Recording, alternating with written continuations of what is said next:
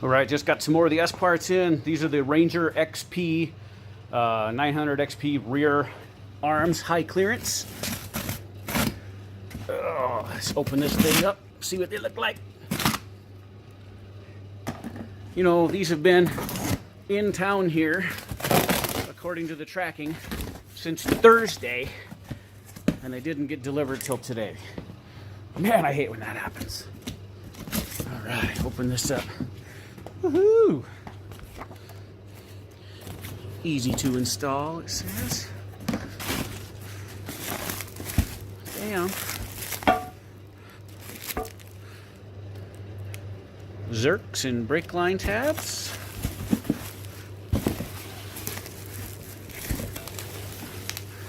Four A-arms, adjustable camber. These are another one of them, like scratch and dent Super ATVs. Tell you what, for a discounted item, there ain't nothing wrong with this one. Oh, there it is. And that's why it's discounted. Good enough for me. Okay, similar to the front, we're gonna go ahead and pop this back tire off, get the portal off of there, unbolt it from the upper and lower A-arm. Gonna go ahead and undo that shock because we'll be replacing the shock with the Ranger 900 XP rear shocks, and swap out the axle shafts for the Ranger 900 XP axle shafts also. Now this one I'm also going to have to swap the brake lines, passenger side to the driver's side, and then a new passenger side line just like the front one. So let's get started.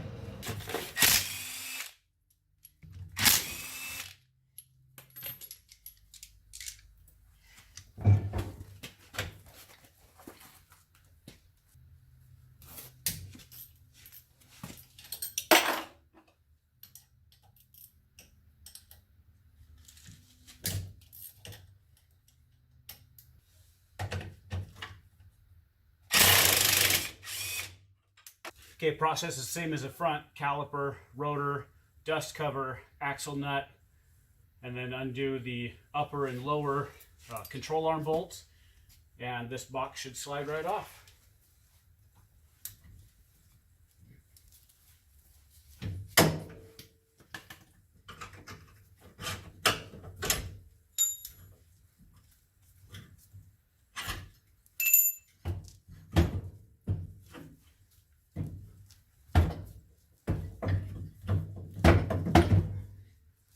There's the box. Now let's go ahead and pop that axle out too. There's the axle. OEM axles with 3,000 miles on them, still looking good. Now it's time for the Ranger XP axles. The RZR axles are too long. The Ranger XP is what works for this. Okay, here's that Ranger XP axle. That's ready to go in. Pull this shock off, knock these A-arm bolts off, and ready to swap over.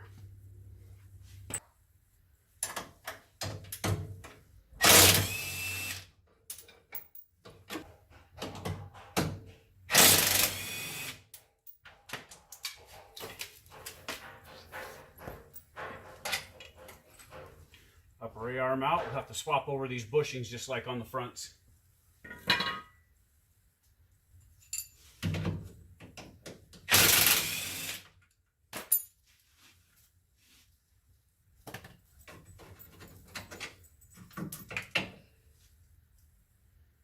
We're gonna have a special guest from RZR. Maybe.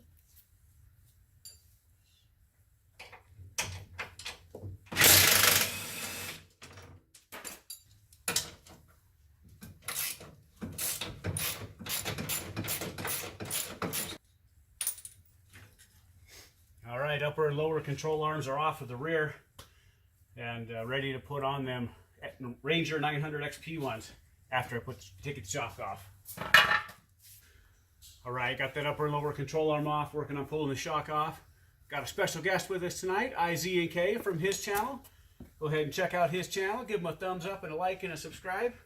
Hello. All right, you want to give me a hand with this? You want to hold this shock, Isaac? Should I hold it here? Yep, I'm going to pull this bolt out and come out. There it goes. All right. hold it for the camera so you can see it. Now this shock, what I've done for the rear of this initially, these shocks are from a YZ125 motorcycle.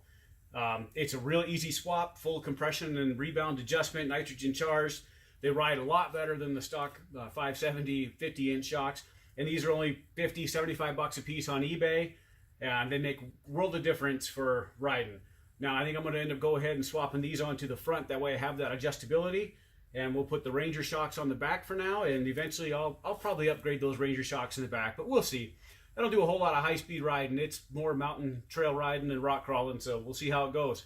But now this is all off. And we're going to go ahead and put them Ranger 900 XP high clearance rear A-arms on now. All right, same thing as before. We're going to go ahead and pull these bushings out, swap them into the new arms there.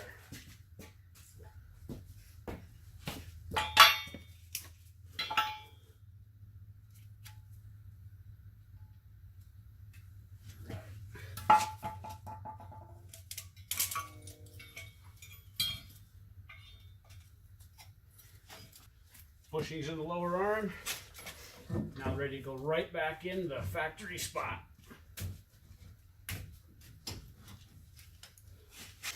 Okay, lower arm in. Now it's time for the upper. You know what? We'll do an axle shaft first with little anti-seize. Throw a little anti-seize on there. Keep that from sticking in the future, hopefully. So far, 3 out of 4 have been good anyway. No sticking whatsoever.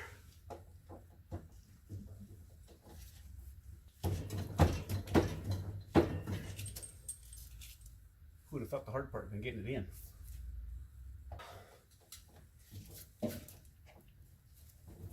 There we go.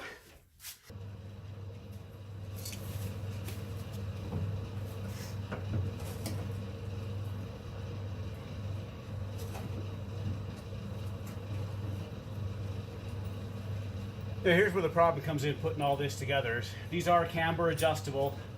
I almost bought the high lifter ones because they're non-adjustable. But I thought, you know, if I go with lift later on down the road, this will help me adjust the camber on these. But putting them in, you just kind of had a guess of where they're at. You can measure them out, I suppose, and hopefully get close, but you're going to be pulling a lot of stuff back off just to adjust camber each and every time until you get it right.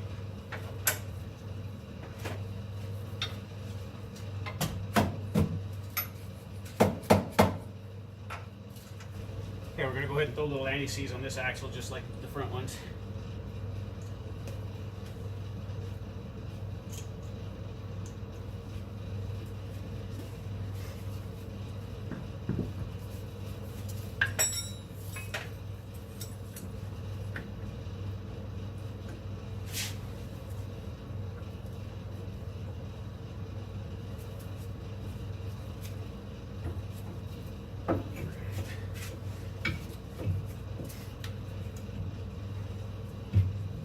Grab this bolt and put it in there. That bolt right there. Put it in there. Yeah, see the line of poles. Are you coming? I am. How do you line it up? How do you stick?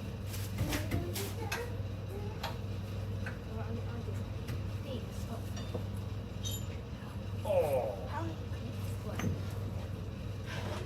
Do it wrong? This one goes on the other side. Okay. Oh.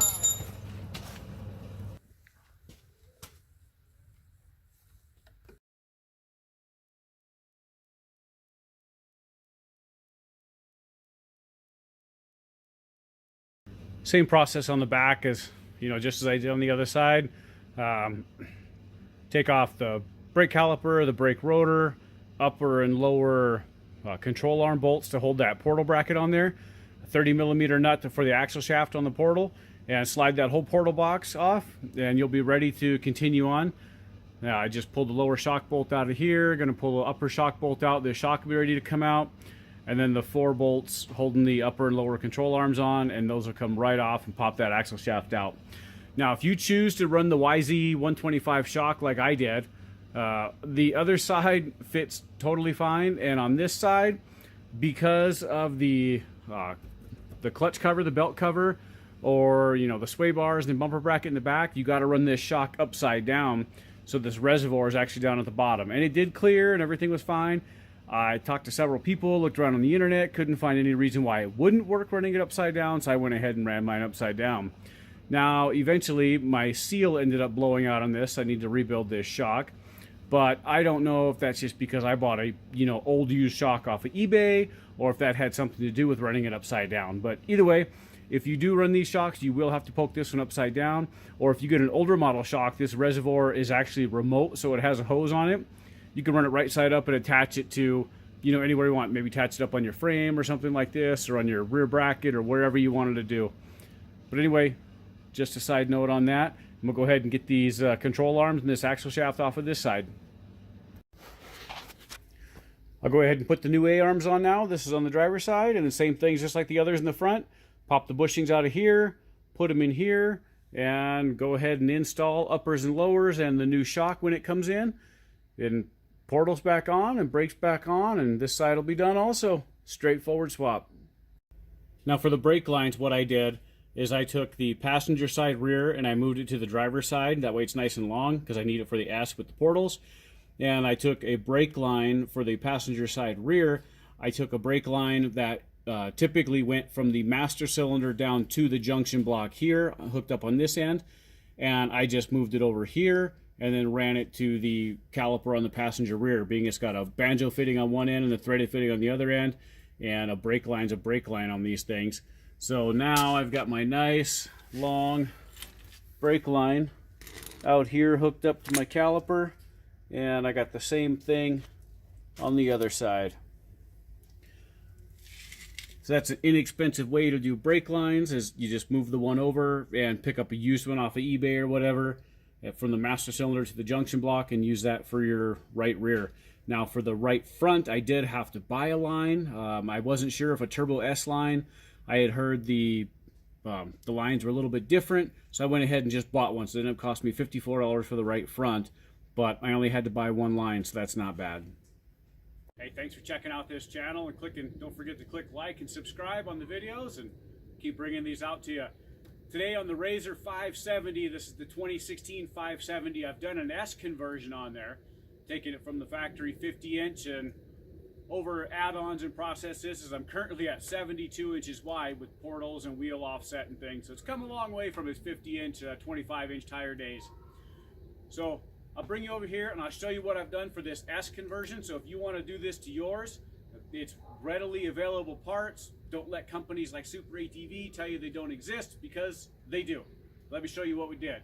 Oh, who else has other than dog riding partners here? They love to hang out on this thing.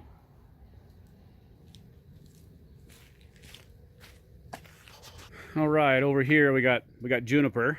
Hey, Juniper. Okay.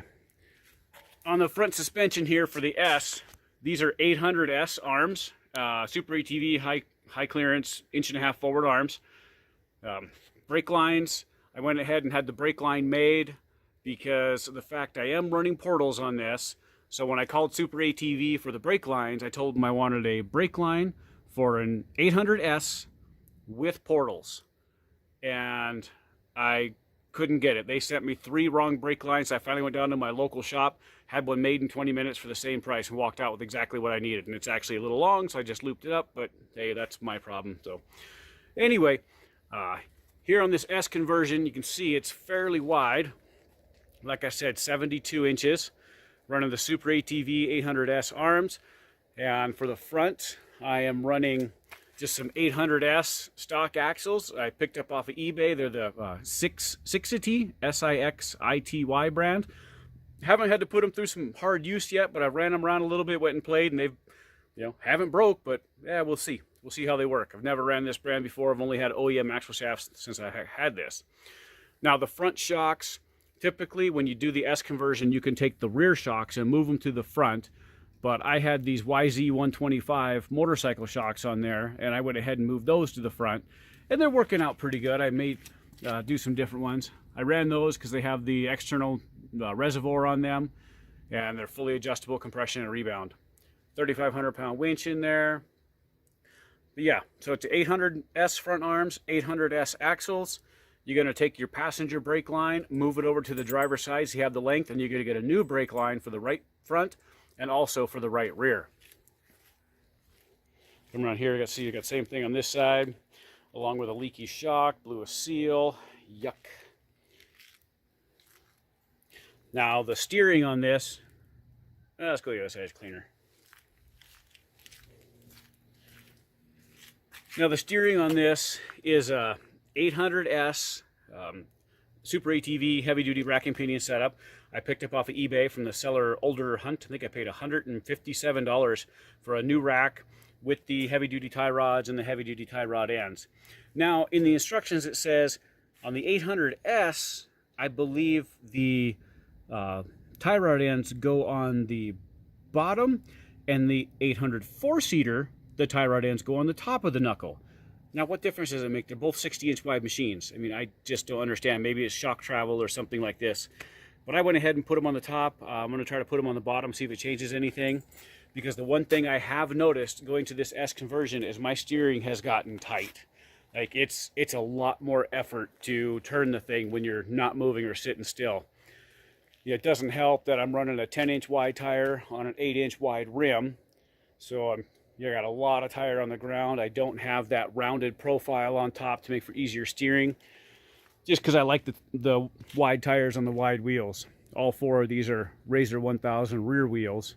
And I stuck a 2-inch spacer on there so the wheel wouldn't hit the portal or the brackets. Hi, Jasper. Hey. So on the back here, these are Ranger, I think these are 2013 or so. Ranger 900 XP shocks is the length and the stroke that you need. And the rear arms are also Ranger 900 XP. And they are a direct bolt-on for the push it out to the S width, the 60-inch. I got the Super ATV. They're adjustable here for camber. I thought about getting the high lifter ones as there's no adjustment in them, so I don't have to worry about making any adjustments. They're just set from the factory and just done.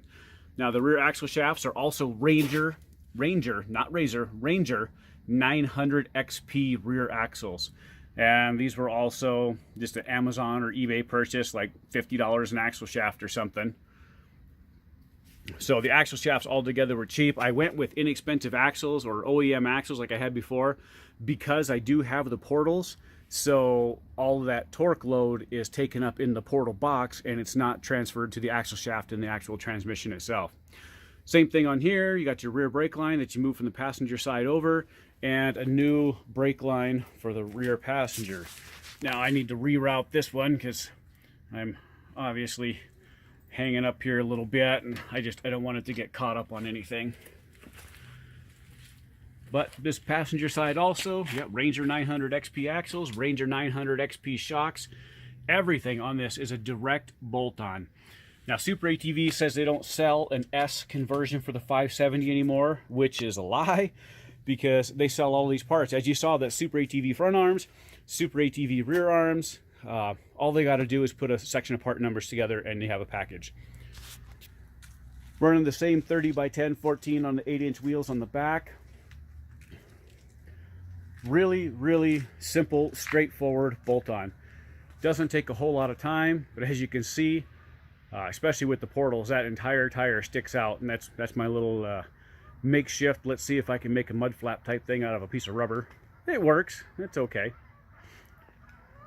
So there you have it. Really, really simple.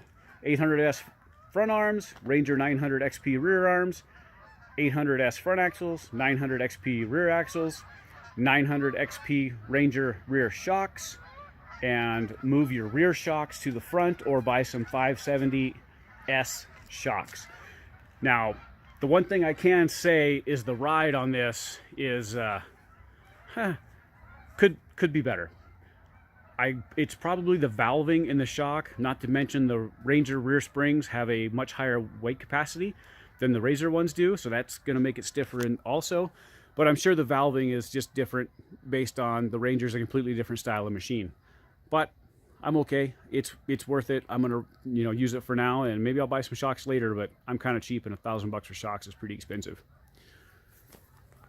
Running the Cooter Brown roof, which I thought was trailerable, but turns out I was wrong. As you can see that big old lip in there. I trailered this for a couple 100 miles, and that's what happened.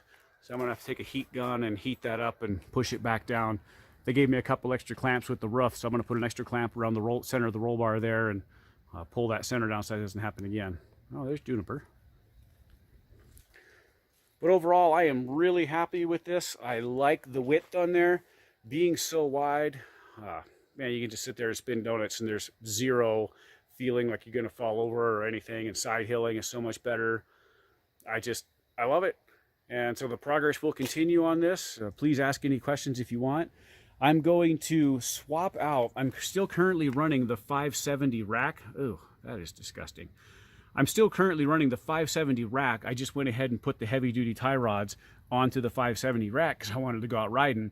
And I'm wondering if the heavy duty rack for the 800S has a different gear ratio inside of the rack to make steering a little easier. Because as I said, the steering is quite tight when you're sitting still. It's just not pleasurable at all. So there you have it. If you have any questions, feel free to ask. 2016 RZR 570 with the S conversion and running 4-inch portals.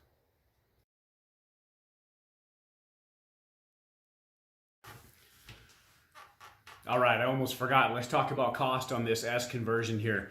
Now, associated with the cost, you're gonna have the arms and the axles and the brake lines, the steering, just all that to go with it. Now, there's companies out there like Outcast and Super ATV, and I'm sure there's some others. Super ATV doesn't list an S conversion for the 570 anymore, even though they in fact do have all the parts. I've mentioned that before. But let's talk about cost of what it costs to do this S conversion. Now, the money that I spent, I bought my parts off of eBay. I bought some used parts. I bought some scratch and dent parts from Super ATV.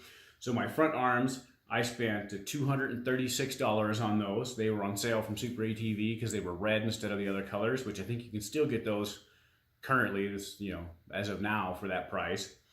I spent $217 on the rear arms, and that was off of eBay. They were brand new, high clearance Ranger 900 XP arms. I spent $112 on the pair of front axles, got those off of Amazon.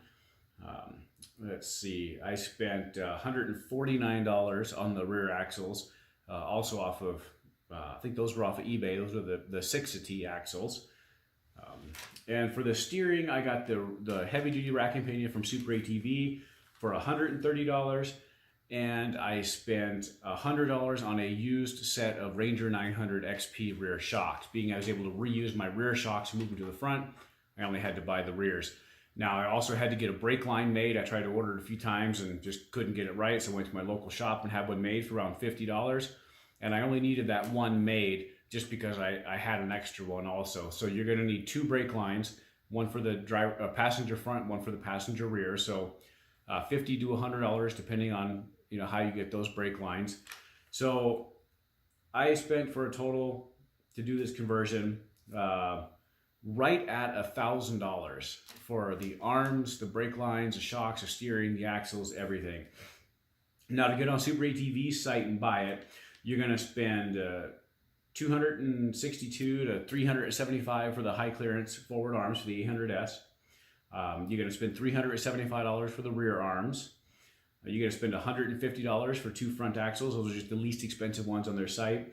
$150 for 2 rear axles, as those are the least expensive ones on the site also.